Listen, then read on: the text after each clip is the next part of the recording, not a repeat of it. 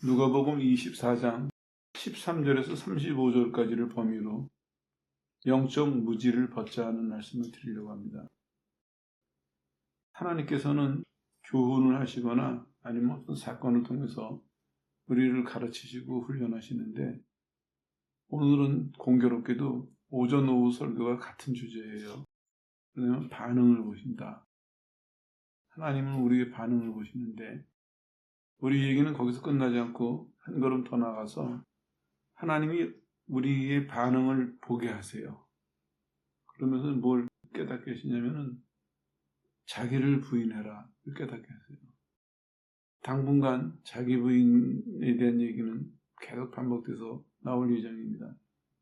정리를 하고 들어가겠습니다. 하나님께서는 오늘 제자들의 반응을 통해서 그들이 영적인 상태가 어떤가를 드러내십니다. 이때 중요한 것은 깨닫는 사람은 나아지는 것이고 못 깨닫는 사람은 나아지지 않고, 그런 차이가 있겠죠. 엠마오로 가는 두 제자 얘기로 시작이 되는데, 아시는 내용이니까 빨리 지나가고 그 부분에 오늘 꼭 말씀드리고 싶은, 거기 가서 다시 설명을 자세히 드릴게요. 간단하게 정리해보면 이런 얘기입니다. 두 사람이 예루살렘을 떠나서 엠마오라는 곳으로 지금 가고 있어요. 근데 그날이 무슨 날이냐면 예수님께서 부활하셨다는 소식을 들은 날이에요. 이제 여러분들은 마음속으로 가만히 정리를 해보세요. 예수님이 부활하셨다는 소식을 들었어요. 근데 이 사람들은 내려가고 있어요. 왜 내려가는지 좀 이따 표정에서 나오겠죠. 어떤 사람들이냐, 13절에 보니까 저희 둘이 예수님과 이렇게 표현하는데, 이건 예수님 생전에 깊은 교제를 가졌던 사람들입니다. 정리를 해보면 이런 얘기죠. 여인들이 가서 무덤에서 빈 무덤을 보고 온 얘기도 들었거든요. 그러면 이 사람들이 예수님을 따르는 무리들 중에서 그래도 제자들 주변에서 핵심적인 그런 사람들로 보여져요. 그랬는데 이제 이 두 사람들이 계속 엠마오로 내려가면서 이 얘기를 하고 가요. 무슨 얘기를 하고 가냐면 그 얘기를 하고 가요. 예수님이 십자가에 죽으셨다가 오늘 아침에 부활하셨단다. 근데 자기네는 엠마오로 가요. 예수님이 이제 15절에 보니까 가까이 가세요. 못 알아봐요. 계속 가요. 얘기하면서. 예수님이 알아차리라고 질문하세요. 근데 15절에 보니까 왜 못 알아보냐? 눈이 가려져서. 여기 본문이 동행하더니 이렇게 표현되는 거 보니까 예수님이 뚝 떨어져서 미행하신 게 아니에요. 가까이서 가신 거예요. 근데도 눈이 가려져 있으니까 못 알아봐요. 답답하시니까 물어보세요. 16절에 17절 이어지죠. 서로 도대체 무슨 얘기를 그렇게 하냐? 이랬더니 두 사람이 슬픈 빛을 띠고 얘기를 해요. 아니, 당신은 예루살렘에 살면서 거기서 일어났던 그 엄청난 일을 못 들었느냐? 오히려 예수님에게 지금 이렇게 얘기하고 있어요. 예수님이 또 물어보세요. 무슨 일인데? 했더니 19절에 보니까 예수님이 일인데, 예수님은 하나님과 사람들 앞에서 선지자 같은 분이었는데, 근데 대제사장들이 죽음으로 내줬다. 예수님이 십자가 죽으심을 쭉 얘기를 해요. 그리고 더 놀라운 것은 부활하셨다는 얘기를 어떤 여인들이 하더라. 자, 이거 한번 종합해 보세요. 이 사람들이 조건은 다 갖추고 있었어요. 평상시 예수님을 따라다니던 사람들이었고, 또 그냥 멀찌감치 따라다니는 것이 아니라 부활하신 날 아침 부활하신 소식을 들을 정도로 가까웠던 핵심적인 사람들이었어요. 그리고 예수님이 20월이라고 지금 밝히고 있는데 한참을 같이 가셨어요. 못 알아봐요. 질문을 하세요. 자기네 입으로 예수님의 죽으심과 부활에 대해서 얘기를 해요. 근데 예수님은 못 알아봐요. 그래서 오늘 제목을 그렇게 정했습니다. 영적 무지를 벗자. 핵심을 정리해보면 이렇습니다. 이 사람들은 예수님과 동행하면서도, 다시 말하면 보고 들으면서도 예수님은 못 알아봤습니다. 왜냐하면 다른 생각이 있었기 때문이에요. 21절에 이렇게 말하고 있어요. 우리는 이 사람이 이스라엘을 구속할 자라 바랐노라. 이 바랐노라가 미완료형으로 쓰여져서 이렇게 번역해야 돼요. 우리는 예수님이 이스라엘을 구속해 주시기를 말하고 말았다. 근데 십자가에서 죽으셨다.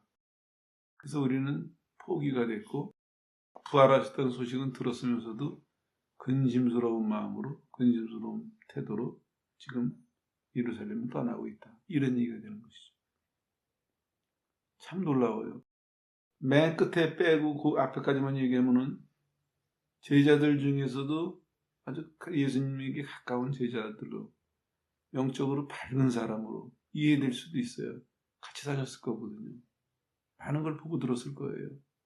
그리고 지금도 얘기하잖아요. 예수님에 대해서 많은 얘기를 할 수 있는 사람들이에요. 근데 중요한 거는 정작 그들이 믿는 예수님에 대해서는 잘 몰라요. 예수님 얘기는 실컷 하는데 예수님에 대해서는 잘 몰라요. 이게 이 사람들만의 문제가 아니라 안 변하면 다 똑같다는 얘기입니다. 영적 무지를 벗지 않는다면 누구든지 이 모습에서 이 수준에서 벗어날 수가 없습니다. 우리가 겉으로 하나님의 역사에 하나님의 교회의 겉으로 멤버가 됐다고 참여했다고 또 뭐를 알고 듣고 한다고 영적인 사람으로 오해해서는 안 됩니다. 이 사람들이 겉모습은 같이 다녔는데 그런데 속은 딴 데를 바라보고 있었습니다. 기대가 달랐어요. 예수님을 정치적인 메시아로 이해를 했습니다. 그랬는데 자기네들 기대가 무너지니까 부활하셨다는 그 얘기를 듣고도 아무 반응이 없어요. 오늘 반응을 통해서 하나님 우리 모습을 보여주신다고 그랬죠. 이때 깨달았어야 돼요. 나는 뭘 믿고 왔었나? 내가 뭘 믿고 사는가? 아니 예수님이 부활하셨다는 소식을 듣고선도 가만히 있다면 베드로는 어떻게 했습니까? 달려갔습니다. 무덤으로. 요한도 달려갔어요. 또 여인들은 어떻게 했어요? 부활하시기 전에 시신이라도 가서 어떻게 잘해드리려고 그 새벽에 갔어요. 무덤에. 예수님을 사모한 사람들, 예수님을 믿었던 사람들은 그렇게 반응을 했는데 오늘 같이 다녔던 사람들 중에 이 두 사람이 대표격으로 보여주는 반응을 보세요. 겉모습은 제자였는데 이들의 반응은 전혀 아니었습니다. 우리도 마찬가지예요. 신앙생활 한다고 하면서 이 제자들처럼 발생하는 사건은 정확하게 알고 있는데 그 의미는 모르는 그런 사람들은 영적으로 무지한 사람이다. 이렇게 분류를 해야 되겠죠. 그들은 예수님이 죽음이 갖는 의미를 몰랐습니다. 죽음이 갖는 의미를 몰랐기 때문에 부활의 의미도 몰랐습니다. 부활 소식도 이해하지 못했습니다. 지금 말하는 것이 아침에 가서 예수님의 빈 무덤을 봤다는 예수님이 부활하셨다고 얘기하는 여인들도 있는데 우리는 지금 엠마오로 가고 있습니다. 이렇게 대답을 하는 것이죠. 자, 아시는 얘기를 간단하게 정리를 했습니다. 이걸 이제 바탕으로 몇 가지 말씀을 드릴게요. 오늘 영적 무지를 벗자 하고 말씀드리고 있는데 그럼 방법이 뭐냐? 첫 번째로는 깨달아야 됩니다. 영적 무지를. 모두의 말씀이었죠. 하나님은 우리를 가르치실 때 깨닫게 하세요.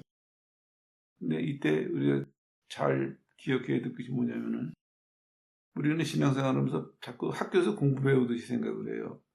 그냥 많은 걸 듣고 많은 것을 경험하고 많은 것을 가지면 된다고 생각하는데 그거랑 좀 차이가 있습니다. 신앙은. 그건 아니에요. 뭐냐? 하나님은 우리의 반응을 통해서 가르치세요. 우리가 오해하지 말아야 될 것이 나는 성경 많이 봤어. 나는 기도 많이 했어. 나는 교육을 많이 받았어. 난 경험이 많아. 그거 가지고 난 상당히 영적인 사람일 거야. 아니면 한 걸음 더 나가서 난 영적으로 성숙한 사람이겠지. 이건 오해예요. 그건 하나님 방법이 아닙니다. 하나님 방법대로 배웠다면 깨달아야 됩니다. 자기의 반응에 눈을 떠야 됩니다. 다시 말씀드리면 자신을 봐야 됩니다. 자기가 어떤 사람인지 모르고 계속해서 정보만 쌓는다고 그 사람이 영적인 사람 되는 것도 아닙니다. 분명히 달라요. 제가 가끔 말씀드리죠. 저는 이때까지 교회 생활하면서 이런 적들이 몇 번 있었어요. 누가 설교를 하는데 굉장히 은혜로워요. 그런데 가만히 듣다가 보니까 마음속에서 설교자와 설교하는 내용이 분리가 되더라고요. 그래서 깜짝 놀랐어요. 근데 이게 왜 이러지? 내가 뭐 나쁜 마음이 있나? 근데 아무리 마음을 고쳐먹으려고 해도 그게 안 되더라고요. 그런 적이 있었어요. 졸업을 하고 학교에서 근무하면서 이제 우리 학교에서 교수님들 중에서도 아주 연세 많은 분이 설교를 했는데 굉장히 은혜가 됐어요. 설교 끝나고 악수를 하면서 내가 은혜가 됐습니다. 그랬더니 그 누가 아시죠? 이렇게 물어보는 거예요. 예 했더니 그 사람 책 요약한 거예요. 이렇게 말씀하시더라고요. 그분이 평상시 영적인 얘기 안 하는 분이거든요. 오늘은 웬일인가 했는데 그 궁금증이 그때 풀렸어요. 하나님이 전하시는 내용은 살아있는데 전하는 사람은 그 내용과 합당할 수도 있고 합당하지 않을 수도 있구나. 만약에 여러분들이 전하는 사람이라면 여러분이 합당하지 않는 모습인데 하나님 보시기에 여러분들이 합당하지 않는데 고치지 않는다면 어떻게 되겠습니까? 큰일이거든요. 깨달아야 됩니다. 영적인 사람은 자신의 그 상태를 수준이나 상태라는 말 자주 썼었죠. 자신의 상태를 깨닫는 데서부터 영적인 각성이 일어납니다. 우린 자꾸 잘못 이해해서 역사나 이런 것도 보면서 뭐 어디서 큰 부흥이 일어났다 해가지고 자꾸 그런 환경이나 조건을 찾는데 아니에요. 개인의 각성입니다. 구약서부터 신약, 교회 역사 다 동일하게 말씀하고 있습니다. 영적인 사람들은 개인이 영적으로 각성하는, 물론 성령 안에서죠. 개인이 영적으로 각성하는 거기서부터 영적인 사람들은 태어나고 세워지기 시작하는 것이거든요. 그러니까 영적 무지를 벗으려면 깨달아야 됩니다. 예수님은 오늘 이 제자들 두 사람을 말을 시키시면서 뭘 지금 하고 계시냐면 너희들의 상태를 깨달아라. 너희가 생각하는 자신의 모습과 하나님이 보시는 모습은 다른 모습이다 해서 계속 질문하시는 거예요. 아니 예수님 당사자신데 왜 그 사람들한테 계속 질문하셨겠습니까?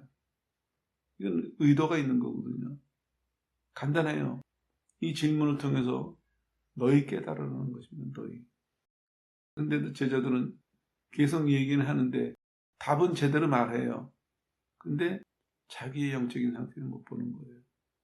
예수님이 그 다음에 책망을 하시죠. 이걸 근거로 우리는 두 번째로 해결책을 제시하는데 눈을 뜨도록 구해야 됩니다. 왜냐하면요. 예수님이 설명을 해주세요. 그리스도가 순환을 받으셔야 되지 않겠느냐. 하나님의 섭리는 그가 고난을 받으시고 죽으시고 부활하셔서 하나님의 영광에 참여하는 것. 이게 하나님의 섭리의 필연성이 아니겠느냐. 설명을 해주세요. 그러고 나서 이제 이 사람들이 그 말씀을 들을 때 뭔가 이제 깨닫기 시작을 했어요. 그러니까 예수님이 떠나려고 하시니까 같이 좀 더 계시자고 부탁을 해가지고 같이 앉아 있었어요. 그리고 예수님이 식사 때 축사를 하시는데 그때 눈이 열리죠. 눈을 뜨는 건 어떻게 할 수 있냐면은 말씀과 기도로 눈이 열릴 수가 있습니다. 영적인 각성이 일어날 수 있습니다. 그 앞에 그런 얘기도 나와요. 선지자들이 기록해놓은 걸 너희 왜 못 깨닫냐 말씀이 나오는데 그렇습니다. 신앙생활 하면서 영적으로 각성이 되려면은 말씀의 눈이 열려야 됩니다. 오죽했으면 선지자들도 베드로서는 이렇게 설명하고 있어요. 선지자들도 구원에 대해서 연구하고 부지런히 살폈다. 말씀드렸전들 선지자 하면은 하나님 말씀 속에서 이게 넘쳐난다 하는 표현이에요. 나비하는 얘기가. 물이 끓으면 김이 올라오듯이. 마태복음에서는 또 이렇게 설명하고 있어요. 선지자의 입술과 가슴에 하나님 말씀이 흘러내린다. 선지자 하면은 기본적으로 하나님이 그들을 택하셔서 하나님 말씀으로 하나님 능력으로 충만하게 채우셔서 다른 사람들이 보기에는 흘러넘칠 정도로 흘러내릴 정도로 그런 사람들이에요. 선지자들이. 근데 베드로전서 1장 10절은 그 선지자들을 어떻게 설명하고 있습니까?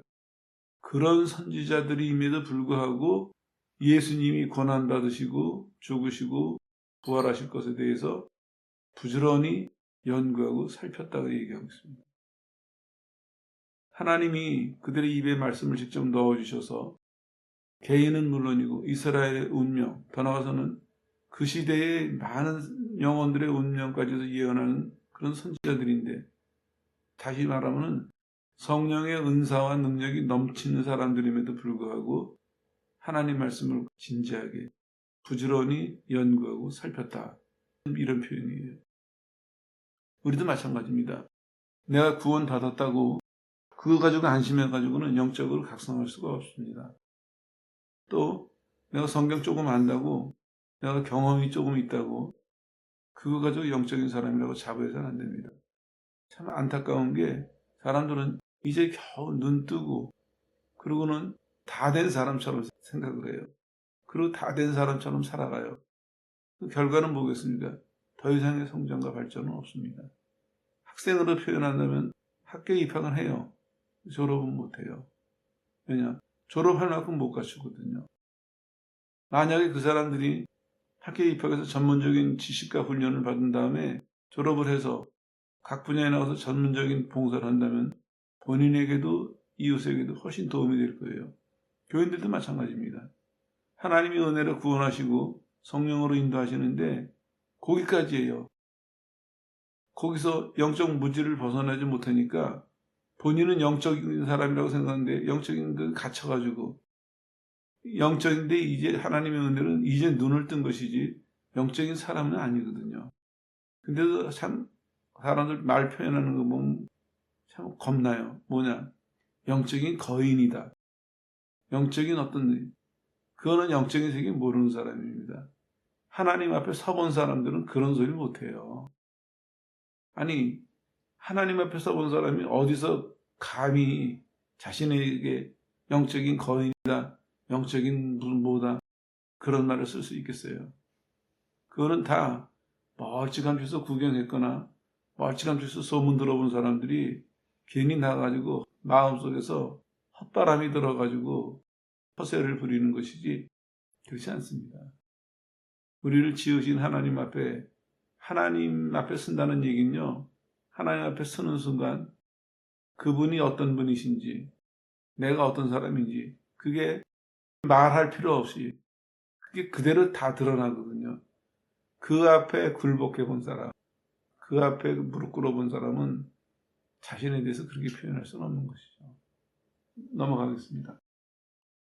영적인 눈은 말씀과 기도로 뜰 수 있습니다.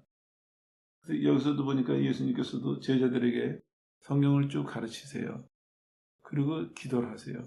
그러니까 그때 제자들의 눈이 열려서 예수님을 알아보죠, 이제.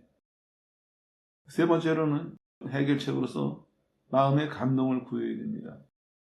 여기 이제 오늘 우리 얘기의 핵심이라 이 얘기 하려고 실은 빨리 길을 달려왔습니다. 마음의 감동을 구해야 됩니다. 영적인 사람들의 특성이다 하면 바로 감동이에요. 시간 될 때까지 말씀을 드릴게요. 처음으로 이제 이해하셔야 될 것이 뭐냐면은, 처음에 우리가 영적인 체험을 하게 되면은 열심히 와요. 왜냐하면 확신이 생기거든요. 그리고 곰곰이 생각을 해보면은 그때 뭐 충격 때문에 그러지만 시간이 갈수록 육을 가진 우리가, 죄인이었던 우리가 성령의 일을 체험한다. 이게 엄청난 일이거든요. 이 사람이 확신이 생겨서 열심히 나타나는 거죠. 근데 처음에는 이게 구분이 안 가요. 시간이 지나가다 보면은 계속해서 이 사람이 영적인 삶을 살려고 애를 쓰다 보면은 내 열심 속에 욕심이 포함되어 있는 게 구분이 가요. 이거 떼내야 됩니다. 이걸 분리해내야 영적인 사람으로 성장할 수가 있습니다. 이걸 만약에 떼내지 못하면은 이 사람은 영적인 사람이 아니라 엄밀하게 보면은 욕심을 키워가는 사람이에요. 이게 기도에서도 나타나는데, 사람들 보면은 하나님의 은혜로 영적인 체험을 해요. 그 다음에는 어떻게 생각하냐면, 하나님을 생각하면서 내가 하나님 앞에 더 올바르게 돼야 되는, 여기에 관심을 갖지 않고 성령이 쓰시기에 합당한 사람이 돼야 되겠다는 일에 온 마음과 힘을 다해야 되는데, 거기에 관심을 갖지 않고 본인이 이렇게 기도하니까 이렇게 되더라, 이렇게 기도하니까 뭘 알게 되더라, 그런 데에 마음을 써요. 그래서 예전보다 더 열심히 기도하는데 그 사람 마음과 기대는 바로 그거예요. 좀 더 강한 체험, 좀 더 분명한 체험, 좀 더 확실한 역사, 그런 걸 위해서 열심히 내는 거예요. 그러면서도 본인 스스로는 난 지금 영적인 길을 열심히 잘 달려가고 있다 이렇게 생각하거든요. 그 사람들이 제자들하고 똑같은 사람들이에요. 길을 잘못 들어선 거예요. 왜냐? 영적인 무지 속에, 영적인 욕심 속에 눈이 가려진 사람들이에요. 가야 될 길은 그게 아닙니다. 가야 될 길은 내게 성령의 역사가 시작되는 순간서부터 각성을 해야 됩니다. 아, 내가 성령의 사람이구나. 그러면 성령의 사람으로 합당해져야 되겠구나. 그 하나와 그건 이제 내적인 것이죠. 그 다음에는 성령의 사람으로 합당하게 행해야 되겠구나. 이건 외적인 것이에요. 마음을 여기다 쏟아야 됩니다. 도움이 되시라고 제가 간증을 말씀드릴게요. 간증을 할까 말까 생각을 했는데 하는 게 낫겠다 싶어가지고 말씀을 드리겠습니다. 저는 청년 시절에 신앙을 가질 때 하나님이 예언의 은사를 제일 먼저 주셨어요. 그래가지고 듣도 보도 못한 일들이 많이 벌어졌죠. 기도를 하면은 이 벽 너머 있는 사람이 보여요. 누가 있는지. 하나님이 확인을 시켜주시려고 다른 사람의 지갑에 주머니에 돈 얼마 있는 것도 알겠어요. 그냥 입에서 튀어나와요. 소리가. 근데 지금까지 감사한 것은 뭐냐면은 하나님이 나를 가르치시고 인도하시는데 하나님은 자꾸 내 마음속에 하나님 앞에 바로 돼야 된다. 이걸 자꾸 가르치셨어요. 내 마음도 자연적으로 그런 경험이 더 커지고 더 강해지기를 추구하지 않고 오히려 거꾸로 지금 막 역사는 일어나는데 나는 거꾸로 멈춰서서 하나님 보시기 합당한 사람이 되려고 그거를 관심을 가지고 애를 썼어요. 내가 천천히 가도 좋고 조금밖에 못 가도 좋으니까 그만큼이라도 바르게 하자. 하나님 말씀대로 하자. 마음이 그쪽으로 쏠렸어요. 그리고 이 성령의 역사라고 믿는데 나도 그게 좋았어요. 왜 이게 중요하냐면요. 성령의 역사는 감동을 동반하거든요. 역사가 일어나기 전에 감동이 오거나 역사가 일어날 때나 역사가 일어난 다음에 감동이 오는데 주의해야 될 것은 사무엘하 24장에 보면 다윗이 인구조사를 해서 이제 혼나죠. 그때도 보면 우리 번역 성경에는 성령이 감동해서 이렇게 번역이 돼 있어요. 근데 다윗에게 두 가지 표현이 다 나와요. 왜냐하면 성령의 감동을 많이 받은 사람 꼽으시오 하면은 아마 다윗도 거기 절대로 빠지지 않을 인물이거든요. 얼마나 시편을 많이 지었습니까? 근데 차이가 뭐냐면은 다른 데서는 다윗이 감동을 하는데 주어가 하나님으로 쓰여져 있어요. 하나님에 의한 감동이라는 얘기고 사무엘하 24절에는 주어가 사단이에요. 근데 감동이라는 단어는 같은 단어예요. 이게 뭘 의미하냐면요. 우리가 감동이 올 때 느끼는 것은 같아요. 같은데 그것이 하나님께로부터 오는 것이냐 사단에게부터 오는 것이냐 구분을 못하는 사람은 내 마음에 감동이 오니까 옛날에도 그런 생각이 탁 드니까 되더라. 옛날에도 그런 생각이 드니까 그게 맞더라. 이렇게 해가지고 자기의 느낌만 가지고 따라가는 사람은 가다 보면 길을 잃어버릴 수가 있습니다. 왜냐하면 우리가 느끼는 것 자체는 중립일 수도 있어요. 결국에 뭐냐면 하나님 말씀으로 지금 내가 느끼는 감동이 이것이 하나님으로부터 온 것이냐 아니냐 이걸 구분할 수 있어야 되거든요. 그거 구분하려면 바로 영적인 세계에 눈을 뜰 때 그때 하나님 앞에서 말씀에 근거해서 하나님의 것을 구분할 수 있는 하나님의 것을 사모하고 따라가고 채울 수 있는 이런 훈련이 돼 있어야 되거든요. 이런 훈련이 돼 있지 않으면 그 사람은 두 가지가 막 섞여 있는 거예요. 그러니까 실제로 경험해 본 사람들은 공감하실 거예요. 어떨 때는 마음에 감동이 왔어요. 기도하다가 혹은 말하다가. 그래가지고 그대로 됐어요. 결과도 좋았고. 근데 어떨 때는 분명히 응답을 받고 했는데 이 결과가 나빠요. 나쁜 게 일이 잘 되고 안 되고 보다도 더 나가서 하나님 원하시는 거랑 좀 다른 결과가 오는 경우도 있어요.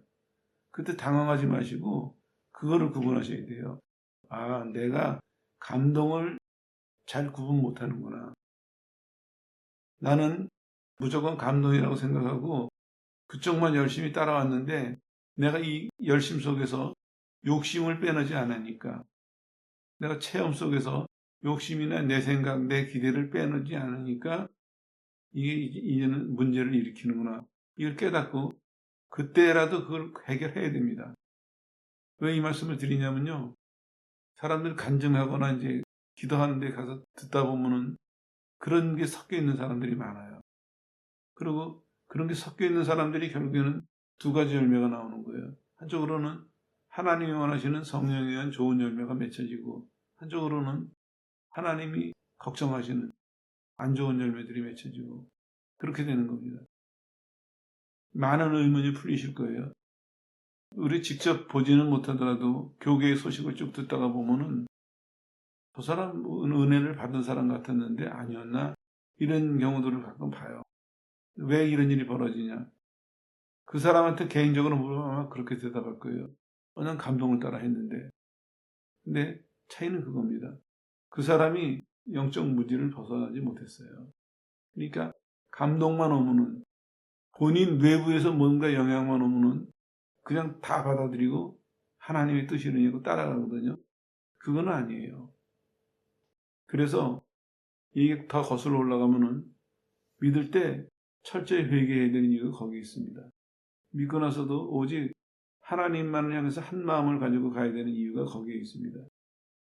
그 두 가지가 해결되지 않으면, 깨끗해진 다음에 그 깨끗함을 지키려고 애쓰지 않으면 결국엔 다른 것이 불순물이 섞이는 것입니다. 불순물이 섞인 만큼 이 사람 삶에서 실수와 나쁜 열매들을 피할 수가 없습니다. 물론 저녁 때 다시 반복해서 말씀드리겠지만 성령은 옳은 것을 배워주시고 경험하게 하세요. 근데 이제 문제는 우리에게 있는 거예요. 그 옳은 것을 붙들고 옳은 것을 따라가느냐, 그건 우리에게 있는 거거든요. 대부분이 거기서 문제가 생겨요. 왜? 영적 무지를 벗어나지 못했기 때문에. 그러니까 무조건 옳은 것으로 다 받아들이는 사람은 영적으로 눈이 가려진 사람이고, 또 영적인 역사를 통해서 어떤 유익 경험했단 말이에요. 그럼 그것을 욕심을 내서 추구하는 사람도 눈이 가려진 사람들이고, 그 사람이 욕심에 의해서 눈이 가려진 사람이겠죠. 앞에 사람은 무지, 구분 못하니까 무지한 사람이고, 이런 식으로 우리가 문제를 갖고 있고 우리가 그 문제를 키워가고 있기 때문에 그 문제가 생기는 거예요. 조금 더 말씀을 드릴게요. 제가 예언의 은사를 제일 먼저 받았다고 말씀을 드렸는데, 그때 당시는 교회 분위기가 은사가 넘치는 시대였습니다. 그런데 하나님은 자꾸 내 마음속에 그게 아니라 말씀에 바로 서야 된다. 그래서 그 생각을 주셨어요. 지나다가 보니까 유혹도 있었어요. 기도하다 보면은 죽고 사는 문제도 마치고, 대통령 선거 있을 때는 누가 대통령 될지도 알고, 근데 성령은 내 마음을 꼭 들고 계세요. 그쪽으로 가지 않도록. 그거를 신기해하거나, 신기하니까 더 많이 더 아니면 거기서부터 생기는 유익들, 그들은 못 끌려가도록 내 마음을 꼭 붙들고 계셨어요. 나는 성령의 역사를 체험한 다음부터, 그때부터 한 마음으로, 성령이 내 마음에 역사하신 것은 바로 이거예요. 오직 한 마음으로 하나님께 가까이 가자. 하나님께 가까이 가려면은 하나님 보시기에 합당한 사람이 되어야 된다. 합당하게 살아야 된다. 그 생각을 주시고 그 생각으로 내 마음을 사로잡으셨어요. 그러니까 다른 사람들이 다른 걸 추구해도 거기 눈 돌릴 겨를이 없었어요. 성령에 붙들고 이게 놓으시질 않으셨어요. 그러고는 한 길을 이끌어 오시는 거예요. 그러다가 보니까 질서가 잡히더라고요. 뭐냐면 설교를 하면 그래요. 사람들이 아주 옛날서부터 전도사님 나 따라다녔어요. 지난 주간에. 왜요? 그러면 본인이 일주일 생활한 걸 그대로 설교한다는 거예요. 그런 얘기는 참 많이 들었어요. 오랫동안. 또 마찬가지예요. 성령이 역사하시는 것 때문에 많은 체험들이 있고, 더군다나 나중에 이제 학교에서 상담하거나 병원에서 근무할 때도 다른 과에서 문제를 해결하지 못한 사람들이 와서 문제를 해결하고 가요. 제가 늘 말씀드리지만 비결은 이거였어요. 눈이 열리니까, 귀가 열리니까 내가 아는 게 아니에요. 이 차이를 구분하셔야 돼요. 내가 예언의 은사를 받았다고 더 열심히 기도해서 그 사람 무슨 문제 있어? 더 열심히 기도하고 궁금해하고 해결하려고 노력하고 그렇게 해서 나아지는 게 아니더라고요. 하나님이 나한테 은사를 주시고 하나님이 나를 훈련시키신 건 이거예요. 그 사람 말을 구분하게 하시더라고요. 그 사람 말을. 목사님 나 응답 받았는데요. 하는 그 말이 내가 하나님을 의지하는 마음으로 가만히 듣다가 보면은 이건 이 사람 생각이구나. 이건 하나님 말씀하신 거구나. 그 사람 말을 구분하게 돼요. 그러다 보니까 조금 더 시간이 지나니까 본인이 본인 입으로 답을 얘기해요. 나는 간단해요. 그거 얘기해주면 돼요. 그 문제는 이해해야 되겠네요. 다른 사람들은 자꾸 오해를 해요. 목사님이 기도를 많이 했구나. 절대로 아니에요. 내가 은사를 받고 지금까지 오랜 세월 동안 하나님께 배우고 훈련받은 건 이거예요. 하나님은 분별하게 하세요. 성령의 역사를, 하나님의 뜻을. 그리고 답을 그 사람들에게 주세요. 나도 그렇게 구했고 하나님도 나를 그렇게 인도하셨어요. 처음부터. 이거 참고하세요. 그러니까 뭐가 분명해지냐면 마음의 감동이 분명해져요. 그리고 동시에 분별하는 능력이 생겨요. 이거를 내가 객관적으로 떼어놓지 않으면은 내가 경험이 있다고 아니면 형편이 그렇다고 어떤 이유에서든지 내가 은사를 받았다는 것을 내세워서 그 문제에 접근을 하면은 그때서 이제 이게 하나님 뜻에서부터 사람의 생각으로 가까이 가버리는 거예요. 그럼 틀리기도 하겠죠. 잘못하기도 하겠죠. 차이는 그거더라고요. 그러다가 성경을 보니까 그게 확실하게 성경적으로 분별이 됐어요. 다윗이 두 번째 인구조사했을 때 요압이 엄청 말렸거든요. 그럼 다윗은 끝까지 했어요. 사무엘하 24장 1절은 이렇게 시작하고 있어요. 다윗이 감동을 받았다. 놀랍게도 주어가 하나님이 아니에요. 우리 번역 성경에는 하나님이 감동하셨다 이렇게 번역을 해놨는데 사람들이 영적인 경험이 많고 영적인 지식이 많다 할지라도 분별하지 못하면 마음의 감동이 참 중요해요. 마음의 감동이 와서 우리에게 많은 것을 가르치시고 할 수 있는 힘을 주시고 마음의 감동이 참 중요한데 문제는 그 감동이 분별이 돼야 된다는 것이죠. 오늘 이 제자들도 반복해서 말씀드리는데 외적으로는 조건을 다 갖춘 사람들이에요. 예수님하고 충분한 기간 같이 다녔어요. 충분히 듣고 보고 배웠어요. 그랬는데 이 사람들이 영적인 무지를 벗지 못하니까 그들이 갖고 있는 것이 놀랍게도 결정적인 순간에 도움이 안 됐다는 것입니다. 우리도 마찬가지예요. 여러분이 커지려고 강해지려고 노력하시지 마세요. 그건 욕심이에요. 그냥 하나님 앞에서 순수하고 겸손하게 여러분 자신을 다 맡기려고 애쓰세요. 그렇잖아요. 하나님을 믿는다는 게 뭡니까? 하나님을 믿는 거예요. 하나님에게 나를 맡기는 거예요. 내 영혼을 구원하실 것을 믿고 영혼을 맡기고 내 인생을 맡기고 하나님께 나를 맡기는 거거든요.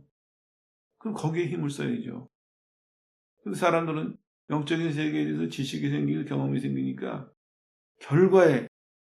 결과가 주는 이익에, 결과가 주는 만족에, 그 결과를 얻어내는 과정에 여기서 쾌락을 느껴요. 그래서 그거를 아주 사모해요. 아주 애를 많이 써요. 산에 가서 산기도 하다 보면은 밤새도록 목놓아서 기도하는 사람들 보면은 참 안 됐다 싶은 사람들도 있어요. 안 들으려고 해도 들리죠, 기도 내용을. 근데 보면은 분명히 이 사람도 체험도 있고 지식도 있어요. 근데 뭐냐? 무지를 못 벗어나니까 오히려 알고 체험한 것 때문에 더 매달려요. 이걸 놔야 되는데, 놓고 나를 하나님께 맡겨야지 되는데, 내 욕망과 내 기대와 내 애쓰는 것, 이거를 내려놓고 하나님이 나를 이끌어 주시도록 나를 맡겨야 되는데, 그래야 성령의 감동으로 나를 깨우시고 이끌어 가실 텐데, 그거 하나 안 되는 거예요. 밤새 목마서 기도해요. 새벽에는 어떻습니까? 피곤한 얼굴로 내려가요. 아니, 살아계신 하나님과 밤새 가까이 교제했다면은 육신은 피곤할지 몰라도 그 사람의 영혼은 그 어느 때보다도 충만하고 새 힘이 넘쳐야 되지 않겠어요? 근데 왜 어떤 사람은 기도가 끝나면은 영혼이 충만하고 지쳤다가도 괴로웠다가도 아주 두렵고 근심스러웠다가도 기쁨과 힘과 즐거움이 충만한 그런 사람들이 있는가 하면 왜 어떤 사람은 매달리면 매달릴수록 더 지치고 더 피곤하고 더 걱정이 되고 왜 그럴까요? 이게 뭔가 잘못된 거 아니겠어요? 잘 생각해야 됩니다. 살아계신 하나님 앞에 기도하는 거예요. 내가 혼자 힘써가지고 그 일을 이루는 거 아니에요.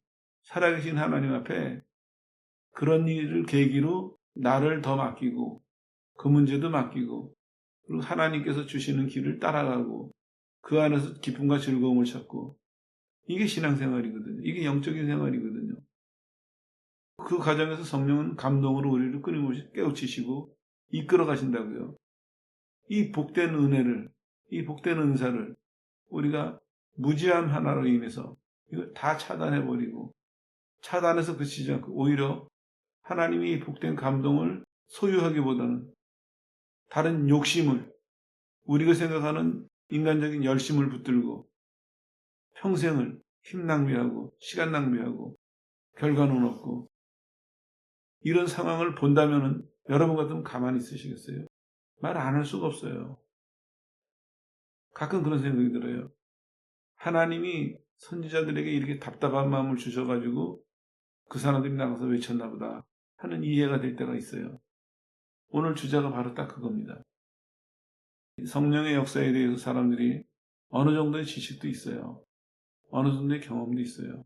근데 무지함을 벗어나지 못하니까 내 쪽에서 성령의 역사를 자꾸 내 쪽에서 이해하고 내 쪽에서 이루려고 하니까 계속해서 그 눈이 가려져 있는 거예요. 손이 묶여져 있는 거예요. 그것만 놓으면 될 텐데 이거는 하나님의 역사예요. 예수님도 분명히 약속하시고 선언하셨어요. 내가 성령을 보내셔서 성령이 너희를 내 증인으로 삼을 것이다. 증인이 되는 건 우리지만 증인이 되는 모든 과정은 누가 하세요? 성령이 하시는 일이거든요. 우리 신자도 마찬가지예요. 모든 신앙생활을 겉으로 드러나는 것은 내 신앙생활이지만 실제로 누가 하시는 거예요? 성령이 우리 속에서 성령의 일을 하시는 거거든요. 하나님의 일을 하시는 거거든요. 눈을 여십시오. 오늘 이 사람들이 예수님의 말씀과 기도로 눈이 열렸어요. 그리고 32절에 이렇게 얘기해요. 아, 그러고 보니까 아까 성경을 설명하실 때 마음이 뜨거웠다. 너도 그렇지? 이 얘기가 마음이 계속 뜨거웠다는 얘기입니다. 계속. 성령의 감동은요, 솟는 샘과 같은 축복입니다. 내 마음속에서 이 사람들이 느꼈던 것처럼 성경을 풀어주실 때 우리 속에 마음이 뜨거웠지 않았냐 하는 얘기는 큰 감동으로 인해서 뜨거워진 상태가 수동태로 하나님으로부터 뜨거워진 상태가 분사형으로 지속됐다 이런 얘기예요. 하나님에 의해서 이 사람 마음이 뜨거움이 있었고 그 뜨거움이 계속 지속이 됐습니다. 마찬가지예요. 우리도 신앙생활할 때 구원받는 순간서부터 천국 문에 들어가는 시간까지 하나님께서 성령으로 우리를 감동하세요. 그 감동이 계속 우리를 뜨겁게 하세요. 그 가운데서 배워주시기도 하고 힘주시기도 하고 우리를 사용하시기도 하고 그걸 계속 하세요. 성령은 쉬지 않고 하세요. 성령의 역사가 우리 속에서 됐다가 안 됐다 하는 게 아닙니다. 하나님은 쉬지 않고 일하고 계세요. 우리가 잘못 이해하고 있는 것이지. 정리하겠습니다. 이 사람들이 딱 한 가지 조건, 영적인 무지, 특별히 성령으로 인도하시는 여기에 대한 무지함 때문에 많은 것을 다 지금 차단하고 살고 있는 모습을 봤습니다. 감사하게도 주님께서 이들을 말씀과 기도로 깨우셔서 이 사람들이 이 무지함을 벗었어요. 그러고 나서 실망하고 내려가던 사람들이 귀를 돌아섭니다. 기쁨으로 예루살렘에 가서 올라가고 있어요. 가서 제자들에게 이걸 전했겠죠. 야, 우리 주님 만났어. 주님이 다 설명해 주셨고 우리 속이 이렇게 뜨거웠고 우리가 되돌아왔어. 이러면서 영적인 무지를 벗어날 수 있었고 또 그들 중에서는 영적인 무지까지는 아니더라도 영적인 어린아이였던 사람들이 어린아이의 것을 벗어버리고 장성한 사람으로 바뀌는 그런 열매도 있었을 것입니다. 바라옵기는 이 시간을 계기로 여러분에게 영적인 무지 속에 있는 사람들은 무지가 벗겨지는 축복의 시간이 되시기 바랍니다. 그리고 무지하지는 않지만 영적으로 어린아이와 같은 수준에 있는 사람이 있다면 어린아이의 수준을 벗고 영적으로 장성한 사람이 되도록 주님이 축복하시기를 주 예수 이름으로 축원합니다.